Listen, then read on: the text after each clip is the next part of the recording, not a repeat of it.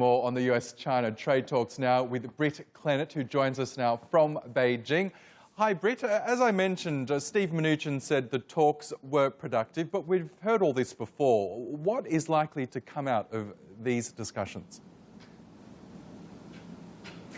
That's right, Oscar. We know Mnuchin, along with US Trade Representative Robert Lighthizer, held a day of talks with Chinese Vice Premier Liu He in Beijing, and that, according to Mnuchin, they were productive, as you say. But frankly, there was nothing else offered up in terms of details. We don't know, for example, how much headway they made or in what areas they managed to hammer out their differences.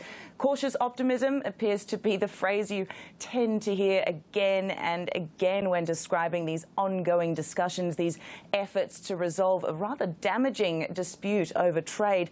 The talks will continue next week in Washington. We do know that, and it does seem as though there are a few key things that need to be ironed out, particularly on issues such as intellectual property theft and forced technology transfer. But the real sticking point here at the moment seems to be over how a deal would be enforced and really making sure the deal is solid enough to hold up under strained ties and growing mistrust. Now, the other big question, of course, is whether tariffs will stay in place. After all, more uncertainty is likely to rattle markets even further.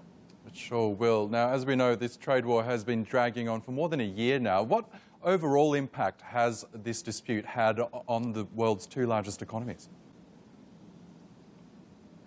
Well, I think what's interesting to point out is that while a final date for a deal, if there is one, remains unclear, the talks have certainly brought China and the US to a crossroads in their relationship. Of course, Beijing is growing its military strength in Asia, while Washington, for its part, is ramping up security of Chinese tech companies and cracking down on espionage. But that's left some warning that the two are teetering toward a new type of Cold War, perhaps. Now, US business groups recently said that business ties could no longer be the anchor in these US-China relations. But the focus now, of course, switches to Washington next week in what could be the end game for negotiations. And as far as China's concerned, though, there are still signs that the economy is struggling, and we can certainly expect that exporters will be watching closely for any deal.